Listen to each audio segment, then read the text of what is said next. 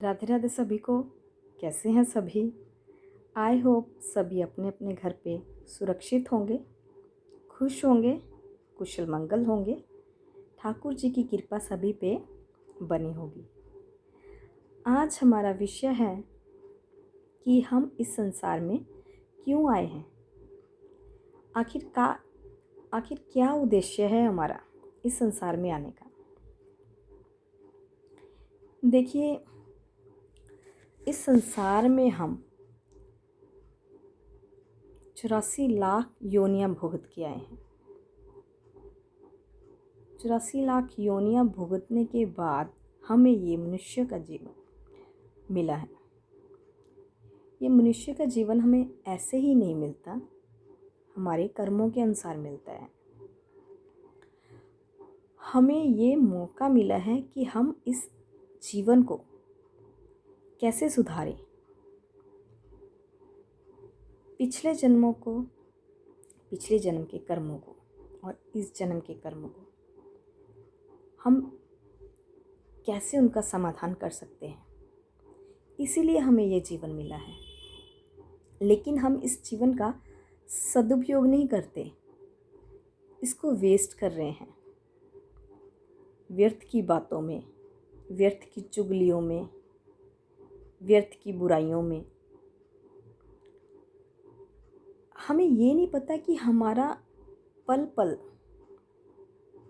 पल हमारे लिए कितना उपयोगी है, कितना यूज़फुल है। हम उसका यूज़ नहीं करते, हम उसको वेस्ट कर रहे हैं। खाया पिया, use and waste and throw, ये सब कर रहे हैं हम। हमारा जीवन खुद को पार करना और हमारे घर में रहने वाले व्यक्तियों को पार लगाना, ये हमारा उद्देश्य है। ये उद्देश्य हम पूरा नहीं कर रहे, बल्कि हम दूसरे के ऊपर उंगली उठा कर उनके भी पाप अपने सिर पर ले रहे हैं। चुगलियाँ करने से क्या हो जाता है? आपने देखा होगा कि आपकी गली में, मोहल्ले में या इधर उधर काफ़ी लोग खड़े होते हैं, बैठे होते हैं। जेंट्स को तो इतना टाइम नहीं होता, ज़्यादातर लेडीज़ के पास ही इतना ज़्यादा टाइम होता है ये व्यर्थ की बातें करने का, क्योंकि उनके पास बहुत समय होता है। वो घर में ज़्यादातर यही टाइम देखती हैं कि कब हमारा घर का काम ख़त्म होगा, कब हम जाकर बाहर बैठेंगी, इसकी बुराई करेंगी, उसकी बुराई करेंगी। लेकिन वो ये नहीं जानती कि ये टाइम कितना हमारे लिए कितना यूज़फुल है। इसका यूज़ नहीं कर रही वो, ये इधर उधर की बातें करके वेस्ट कर रही हैं। वो चली गई, वो कैसी थी, वो आ गई, वो कैसी थी, वो आ रही है, वो वैसी है, वो जा रही है, वो वैसी। वो बस इन बातों पर ही अपना पूरा फोकस रखती हैं। एक बात बताऊँ आपको कि एक बार की बात है कि एक ना मज़दूर था, बहुत धर्म कर्म के काम करता था वो। एक आदमी था, मज़दूर था, वो मज़दूरी करता था, लेकिन वो इधर उधर की बातें बहुत ज़्यादा करता था, बहुत व्यर्थ की बातें करता था। उसके खुद के पाप तो बहुत थे उसके ऊपर, लेकिन गुरु ने समझाया, घर वालों ने समझाया, लेकिन वो नहीं समझा। वो दूसरों को पागल समझता था कि मैं ही समझदार हूँ, वो पागल है। आप एक बात नोटिस कर लीजिएगा कि जो दूसरों को पागल समझेंगे ना, दूसरे को बेवकूफ़ समझते हैं, खुद को ज़्यादा समझदार समझते हैं ना, सबसे बड़े बेवकूफ़ वही होते हैं, सबसे बड़े नादान वही होते हैं, सबसे बड़े बेसमझ वही होते हैं। उनको कोई समझ नहीं होती, वो ज़बरदस्ती खुद को समझदार बनाने में लगे रहते हैं। तो वो समझदार व्यक्ति दूसरों की आलोचना करने में अपना टाइम बर्बाद करता था। काम काज तो उसने करना नहीं, कुछ भी सिर्फ मज़दूरी करता था, और ये बातों का टाइम उसके पास होता था। ये टाइम में वो अपना टाइम वेस्ट करता था, ठीक है, दूसरों की बुराई करने में अपना टाइम वेस्ट करता था। एक साइड एक राजा था, वो धर्म कर्म के काम बहुत करता था, लेकिन राजाओं का काम क्या होता है? शिकार खेलना। और दूसरे राज्यों पे राज करना। हेल्प भी करता था वो राजा, लेकिन जिसकी ज़रूरत के अकॉर्डिंग वो हेल्प करता था राजा। और वो जो पाप करता था, शिकार खेलना एक पाप ही हो गया ना, वो पाप करता था लेकिन धर्म कर्म के काम भी करता था। तो दोनों पलड़े उसके भारी हो गए, एक तरफ पाप और एक तरफ पुण्य। धर्मराज उस राजा को लेने आए। यमराज जी उस राजा को लेकर गए। राजा को लेकर गए तो देखा कि इसके पाप भी उतने हैं, पुण्य भी उतने हैं। तो पुण्य उसके थोड़ा ज़्यादा थे तो पाप उसके थोड़े कम थे। तो यमराज जी ने क्या कहा कि अब इन पापों का क्या करूं मैं। ये राजा इतने धर्म कर्म के काम करता था, इतने पुण्य करता था, लोगों की इतनी सेवा की इसने, तो इसके पापों का क्या किया जाए, इसको कैसे हम इस योनि से मुक्ति दिला सकते हैं। तो उन्होंने बहुत सोचा, बहुत ढूंढा कि आखिर ये पाप किसके सिर पे डाले जाएं। तो वही मज़दूर,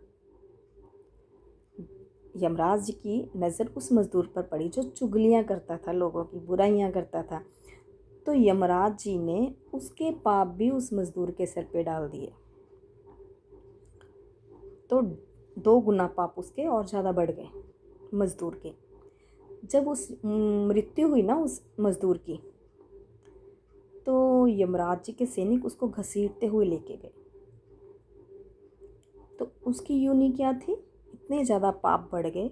अगर आप किसी की बुराई करोगे ना, तो जिसकी आप बुराई कर रहे हो उसके भी पाप आपके सिर पे आ जाएंगे। खुद के पाप तो आएंगे ही आएंगे, उसके पाप भी आपके सिर पर आ जाते हैं। इसलिए किसी की बुराई मत करो, सोच समझ के बुराई किया करो कि कहीं उसके पाप आपके सिर पे तो नहीं आ रहे। भुगतना तो आपको ही है ना लास्ट टाइम। फिर आप कहते हो कि आपने देखा होगा ना, काफ़ी लोगों की मृत्यु हो जाती है। उनकी मृत्यु कैसे होती है, किसी की एक्सीडेंट में, किसी की कितनी तड़फना से, किसी की कैसे जो दर्दनाक मृत्यु होती है ना किसी की, वो ऐसे ही होती है कि जो दूसरों की बुराई करते हैं ना, तो जिनकी वो बुराई करेगा उनके तो पाप उसके सिर पे आएंगे ही आएंगे, दूसरा वो खुद भी पापी हो जाएगा। समझ में आई जी कथा की क्या थी कि आपको कभी भी किसी की बुराई नहीं करनी चाहिए। अपने खुद को पापों को देखो, आप कितने सच्चे हो, कितने अच्छे हो, कितनी भक्ति वाले हो, खुद के देखो, दूसरों के ऊपर मत देखो। क्योंकि हर एक इंसान जो दूसरे के बीच में बुराई ढूंढता है ना, वो खुद बुरा होता है। दूसरों को गलत साबित करने में लगा रहता है ना, तो वो खुद गलत होता है। इसलिए दूसरे को गलत कहने से पहले, दूसरे की बुराई करने से पहले खुद खुद को देखिए कि आप कितने अच्छे हो और कितने सच्चे हो। इसलिए अपना जीवन आप इसी मनुष्य की योनि में ही सुधार सकते हो, किसी दूसरी योनि में नहीं। पशु पक्षियों की योनि में नहीं सुधार सकते खुद को, फिर पछताओगे, हाथ मलते रह जाओगे।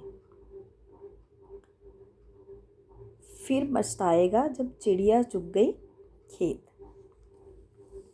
कबीर जी भी यही दुआ गाते हैं, कबीरा खड़ा बाजार में सबकी मांगे खैर, ना काहू से दोस्ती ना काहू से वैर। कि ना ही किसी से ज़्यादा दोस्ती करो और ना ही किसी से वैर करो।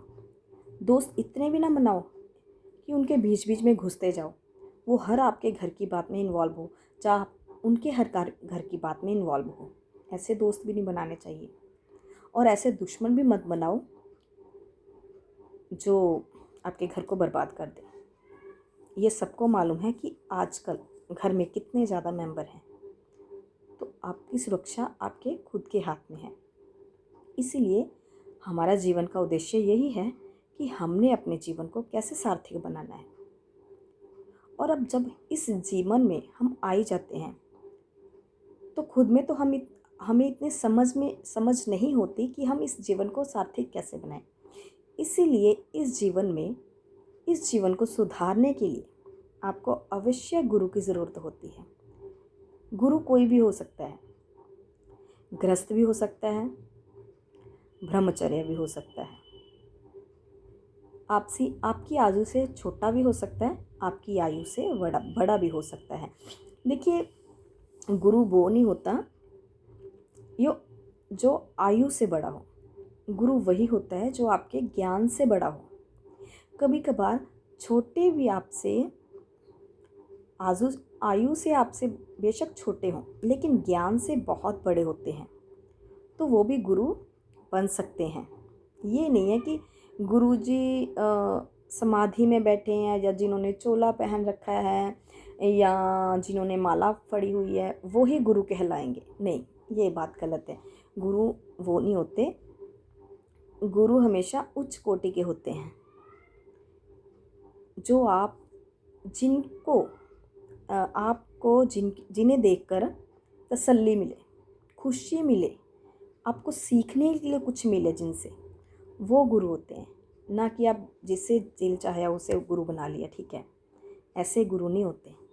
गुरु वो होते हैं आपको जो सच्ची राह दिखा सके, सच्चे रास्ते में डाल सके, आपको गलत काम ना करने दे, गलत काम से रोके, आपका बुरा ना होने दे, ना आपको बुरा किसी का करने दे। वो गुरु होते हैं अच्छे और सच्चे। आजकल तो गुरु बहुत है भाई, क्या कहें अब गुरुओं का, कि अब क्या एक्सप्लेन कर सकते हैं गुरु का। आप खुद समझदार हैं कि आजकल मार्केट में कैसे कैसे गुरु आ चुके हैं कि हमसे ही दीक्षा लो, हमसे ही दीक्षा लो।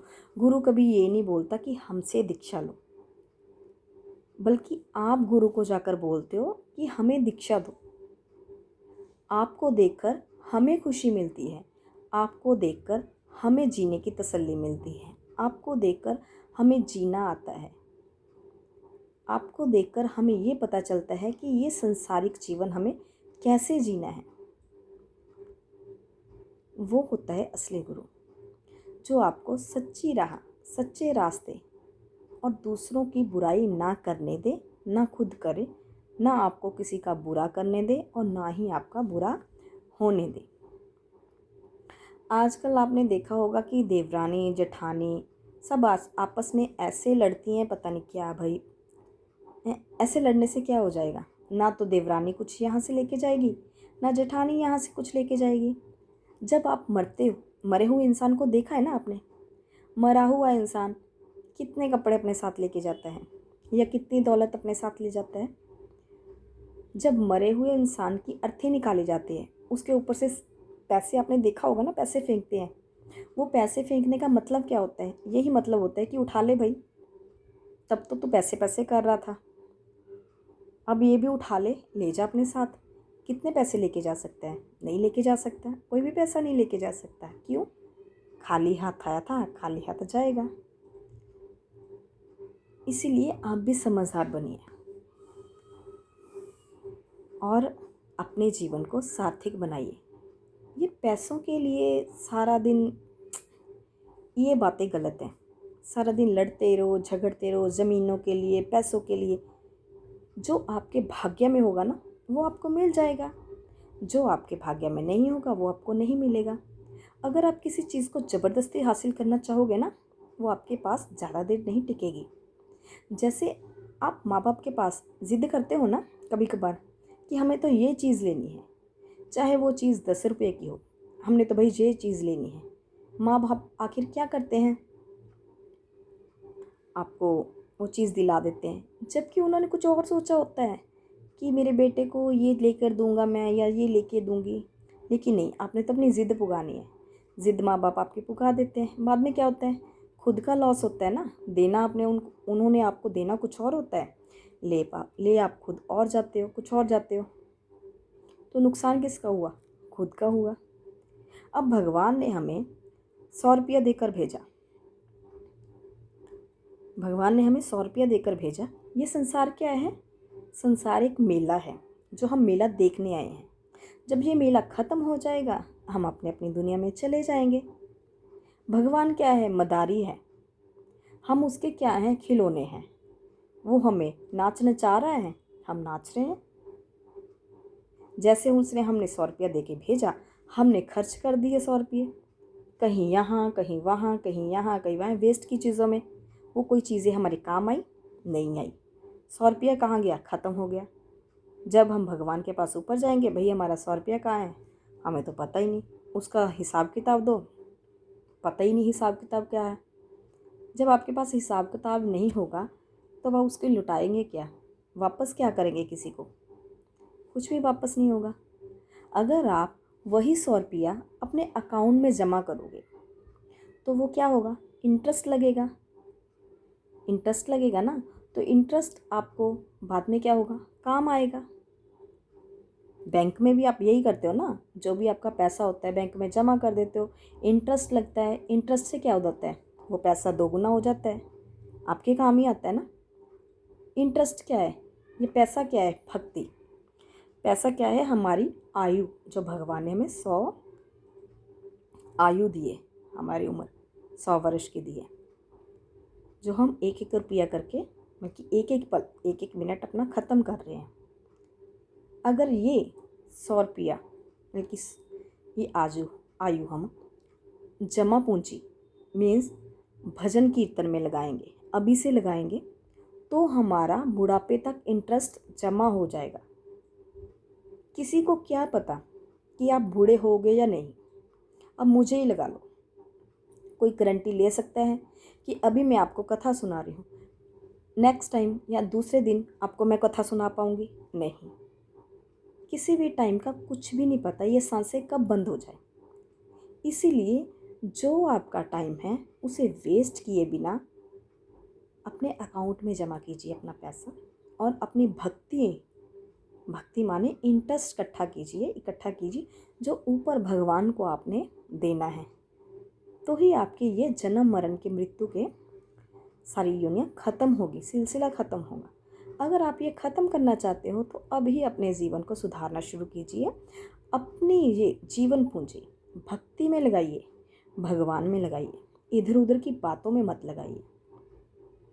तो अभी समझ में आ गया होगा हमारा जीवन का उद्देश्य क्या है। हमारे जीवन का उद्देश्य यही है कि हमने अपने जीवन को कैसे सुधारना है। लोगों को नहीं सुधारना, हमने अपने जीवन को सुधारना है। पहले खुद को सुधारिए, फिर लोगों को सुधारना। खुद को पहले सुधारिए, फिर लोगों को सुधारने की बात कीजिएगा। आज का ये विचार आपको कैसा लगा तो कमेंट करके ज़रूर बताइएगा। सभी को राधे राधे। ध्यान रखना अपना सभी। ठाकुर जी की कृपा सभी पे बनी होगी। और मिलते हैं नेक्स्ट वीडियो में। देखते हैं कौन सी कथा आती है। अगर कोई कथा की डिमांड है तो प्लीज़ कमेंट में बताइएगा, आपको ज़रूर बताऊंगी। और एक बात और कि अगर आप लोगों में से चाहते हैं कि मैं लाइव कथा करूं यूट्यूब में, तो आपको सभी को मेरे साथ जुड़ना होगा। तो कमेंट करके बताइएगा कि लाइव कथा हम कर सकते हैं या नहीं। अगर हाँ है तो यस में रिप्लाई कीजिएगा कि हाँ मैं कथा लेके आऊँ, लाइव कथा लेके आऊँ आपके साथ। लेकिन हाँ, उसमें कोई भजन कीर्तन नहीं होगा, कोई बाजा गाजा नहीं होगा, सिंपल कथा होगी हमारी, जो आपको शांतिपूर्वक सुननी होगी। तो ये जून जुलाई की छुट्टियों में होगी, तो कोशिश करेंगे कि आपके लिए वो कथा लेके आऊँ। तो अभी के लिए जय श्री राधे। सभी को खुश रहिए, स्वस्थ रहिए।